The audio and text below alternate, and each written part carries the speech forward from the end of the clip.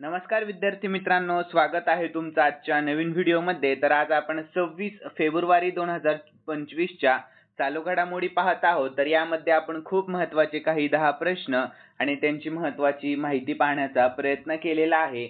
आणि तुम्हाला जर या व्हिडिओची पीडीएफ हवी असेल तर व्हिडिओच्या डिस्क्रिप्शन बॉक्समध्ये आपल्या टेलिग्राम चॅनलची लिंक आहे, तेथे तुम्हाला सर्व व्हिडिओच्या पीडीएफ अगदी फ्रीमध्ये मिळतील। तर मित्रांनो, थोडाही वेळ वाया न घालवता आपण या व्हिडिओला सुरुवात करूयात। तर या अगोदर आपण कालच्या चालू घडामोडी पाहून घेऊयात। तर कालचा पहिला प्रश्न होता, चर्चेत असलेले मणिकरण तीर्थक्षेत्र कोणत्या राज्यामध्ये आहे? तर हिमाचल प्रदेश या राज्यामध्ये आहे। पुढील प्रश्न होता, 12 मार्च 2025 रोजी मॉरिशस राष्ट्रीय दिवस समारंभाला प्रमुख पाहुणे म्हणून कोणी उपस्थित राहणार आहे? तर नरेंद्र मोदीजी। यानंतर फेब्रुवारी 2025 मध्ये पंतप्रधान नरेंद्र मोदी यांचे दुसरे प्रधान सचिव म्हणून नुकतीच कोणाची नियुक्ती करण्यात आलेली आहे? तर शक्तिकांत दास यांची नियुक्ती करण्यात आलेली आहे। यानंतर पुढील प्रश्न, नीती आयोगाच्या सीईओचा कार्यकाळ 1 वर्षासाठी वाढवण्यात आलेला आहे, तर त्यांचे पूर्ण नाव काय आहे? तर BVR सुब्रमण्यम असे नाव आहे। यानंतर पायलटसाठी इलेक्ट्रॉनिक पर्सनल लायसन्स म्हणजेच EPL सुरू करणारा चीन नंतर जगातील दुसरा देश कोणता ठरला? तर आपला भारत देश ठरला आहे। यानंतर कोणत्या बँकेने आर्थिक डेटामध्ये प्रवेश प्रदान करण्यासाठी RBI डाटा ॲप लॉन्च केला आहे? तर RBI या बँकेने। यानंतर कोणत्या IIT ने फेब्रुवारी 2025 मध्ये आशियातील पहिली जागतिक हायपरलूप स्पर्धा आयोजित केली आहे? तर IIT मद्रास या। कोणत्या? तर IIT मद्रास या।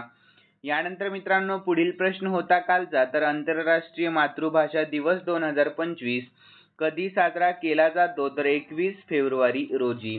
यानंतर कोणत्या राज्याने जगातील पहिला AI सक्षम नेत्ररोग तपासणी कार्यक्रम नयन अमृत 2.0 सुरू केला? तर केरळ या राज्याने। ठीक आहे, लक्षात ठेवा।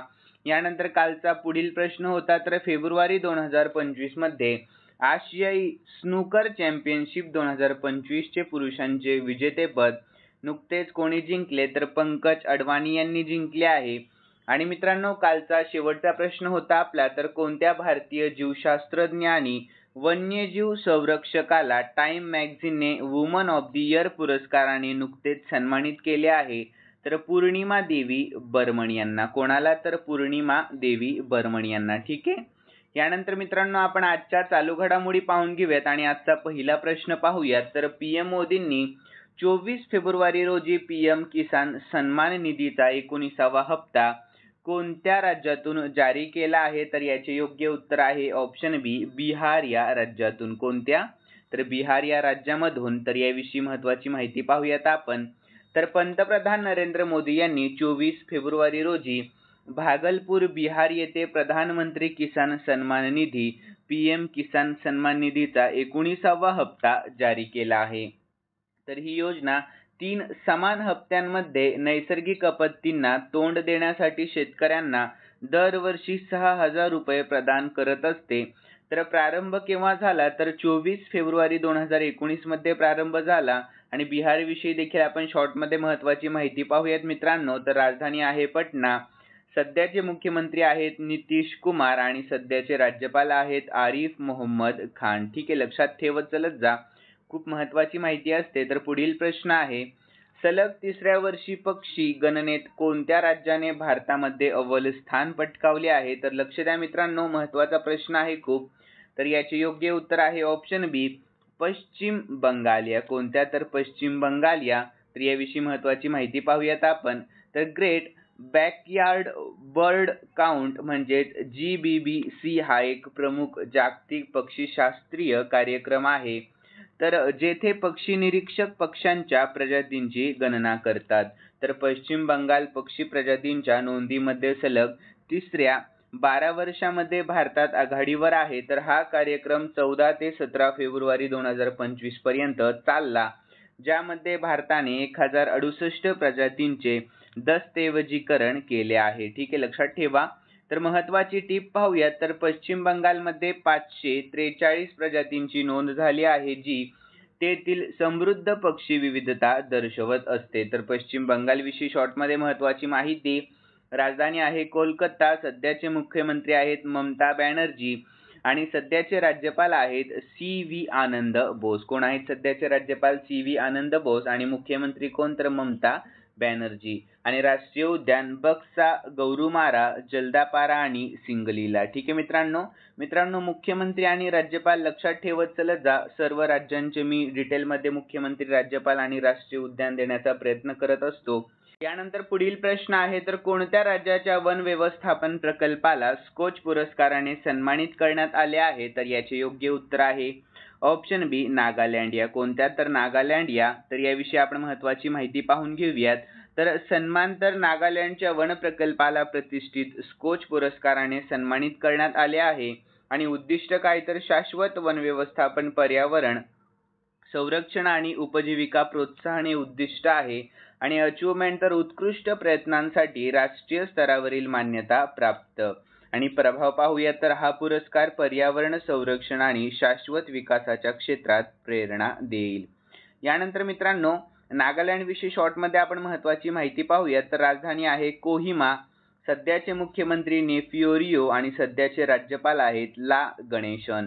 यानंतर पुढील प्रश्न, महिला प्रीमियर लीग म्हणजेच WPL 2025 मधील सर्वात तरुण पदार्पण करणारी खेळाडू कोण बनली आहे? तर याचे योग्य उत्तर आहे ऑप्शन सी, जी कमलिनी बनली आहे. कोण आहे? तर जी कमलिनी. तर याविषयी आपण महत्त्वाची माहिती पाहूयात मित्रांनो. तर भारताच्या अंडर-19 स्टार जी कमलिनीने महिला प्रीमियर लीग म्हणजेच WPL मध्ये सर्वात तरुण पदार्पण करून इतिहास रचला आहे. तर 16 वर्षीय डावखुऱ्या फलंदाजाला वडोदरा येथील कोटंबी स्टेडियमवर गुजरात जायंट्स GG विरुद्ध मुंबई इंडियन्स म्हणजेच MI साठी पहिला सामना खेळण्याची संधी मिळाली आहे. लक्षात ठेवा. यानंतर मित्रांनो, पुढील प्रश्न, तर फोर्ब्स 2025च्या यादीमध्ये जगातील टॉप 10 श्रीमंत महिलांमध्ये कोण आहे? तर याचे योग्य उत्तर आहे option A, Alice Lewis Walton. कोण? तर ॲलिस लुईस वॉल्टन. तर याविषयी महत्त्वाची माहिती पाहूयात आपण. तर US स्थित वॉल्टमार्ट इंक संस्थापक सॅम वॉल्टन यांची कन्या ॲलिस लुईस वॉल्टन $112.5 अब्ज संपत्तीसह जागतिक क्रमवारीमध्ये अव्वल स्थानावर आहे. तर भारताच्या सावित्री देवी जिंदाल आणि कुटुंबाने $32.3 अब्ज संपत्तीसह JSW म्हणजे जिंदाल साऊथ वेस्ट गटातून 7वे स्थान पटकावले आहे. यानंतर पुढील प्रश्न, तर भारतातील पहिले ऑफशोर विमानतळ कोणत्या शहराजवळ मानवनिर्मित बेटांवर बांधले जाणार आहे? तर मित्रांनो, खूप महत्त्वाचा प्रश्न आहे. प्रश्नाकडे लक्ष द्या. तर याचे योग्य उत्तर आहे ऑप्शन सी, मुंबई महाराष्ट्र. कोणते? तर मुंबई महाराष्ट्र या. तर याविषयी आपण महत्त्वाची माहिती देखील पाहूया. तर भारत मुंबईजवळील वाधवण बंदराजवळ कृत्रिम बेटांवर पहिला ऑफशोर विमानतळ बांधणार आहे. तर हे मुंबईपासून 125 किलोमीटर अंतरावर असलेले ऑफशोर विमानतळ आहे. तर महत्त्वाची टीप, तर हा महत्त्वाकांक्षी प्रकल्प हाँगकाँग आणि ओसाका विमानतळाच्या धर्तीवर बांधला गेला आहे. यानंतर महाराष्ट्राविषयी शॉर्टमध्ये महत्त्वाची माहिती पाहूयात. महाराष्ट्राची राजधानी आहे मुंबई, सध्याचे मुख्यमंत्री आहेत देवेंद्र फडणवीस आणि सध्याचे राज्यपाल आहेत CP राधाकृष्णन. कोण आहेत सध्याचे राज्यपाल? CP राधाकृष्णन आणि सध्याचे मुख्यमंत्री देवेंद्र फडणवीस. आणि मित्रांनो, महाराष्ट्राचे राष्ट्रीय उद्यान तर संजय गांधी राष्ट्रीय उद्यान, नावेगाव राष्ट्रीय उद्यान आणि पेंच राष्ट्रीय उद्यान. यानंतर पुढील प्रश्न, तर कोणत्या देशातील संशोधकांनी HKU5-CoV2 नावाचा नवीन बॅट कोरोना व्हायरस ओळखला आहे? तर याचे योग्य उत्तर आहे ऑप्शन ए, चीनिया. कोणत्या? तर चीनिया देशातील संशोधकांनी. तर याविषयी आपण महत्त्वाची शॉर्टमध्ये माहिती पाहून घेऊया. तर फेब्रुवारी 2025 मध्ये चीनी संशोधकांनी HKU5-CoV2 नावाचा नवीन बॅट कोरोना व्हायरस ओळखला आहे आणि त्यामध्ये मानवी पेशींना संक्रमित करण्याची देखील क्षमता आहे. तर या नवीन बॅट कोरोना व्हायरस सारखी ओळख वुहान इन्स्टिट्यूट ऑफ व्हायरोलॉजीचे शास्त्रज्ञ शी झेंगली यांच्या नेतृत्वाखाली संशोधकांनी केली आहे. पुढील प्रश्न आहे, तर 51वा खजुराहो डान्स फेस्टिवल कोठे नुकताच आयोजित करण्यात आला? तर याचे योग्य उत्तर आहे ऑप्शन डी, मध्य प्रदेश येथे. कोठे? तर मध्य प्रदेशमध्ये. तर याविषयी आपण शॉर्टमध्ये महत्त्वाची माहिती पाहूयात.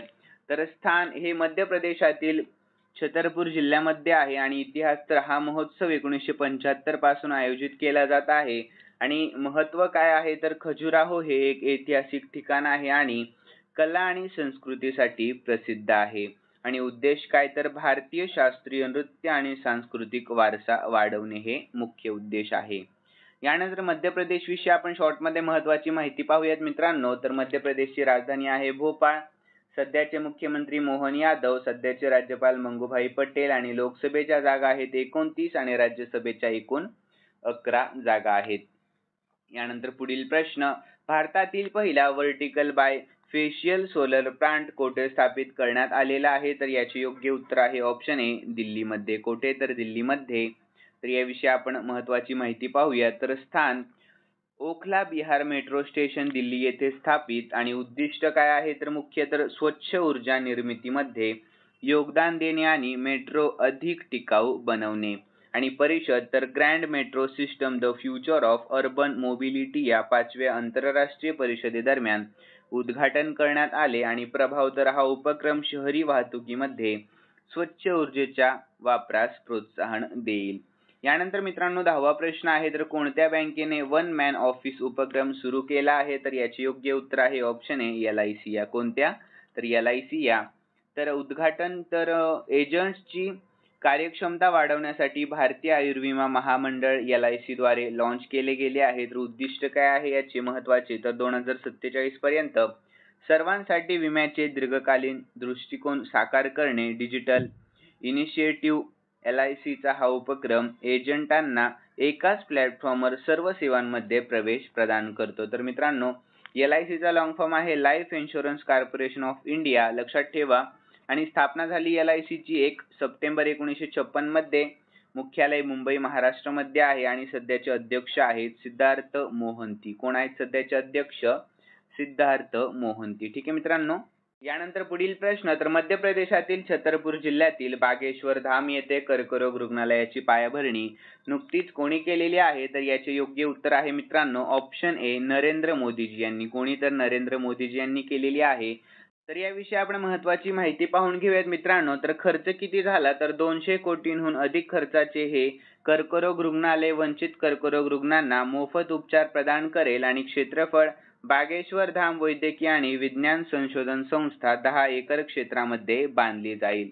यानंतर मित्रांनो खालील प्रश्न मी स्पेशली तुमच्यासाठी ठेवलेला आहे आणि हा प्रश्न आपण कालच्या चालू घडामोडीमध्ये पाहिला होता. ज्यांनी कालचा व्हिडिओ पाहिलेला असेल त्यांना नक्कीच या प्रश्नाचे उत्तर येईल अशी मी अपेक्षा करतो. तर प्रश्न असा आहे तर आर्थिक डेटामध्ये प्रवेश देण्यासाठी कोणत्या बँकेने RBI डाटा ॲप लॉन्च केले आहे तर याचे योग्य उत्तर तुम्हाला आपल्या कमेंट बॉक्समध्ये सांगण्याचा प्रयत्न करायचा आहे मित्रांनो. आणि तुम्हाला जर आजचा व्हिडिओ आवडलेला असेल तर नक्कीच या व्हिडिओला लाईक करा आणि सबस्क्राईब करायला अजिबात विसरू नका. तर चला भेटूयात नवीन व्हिडिओमध्ये. धन्यवाद.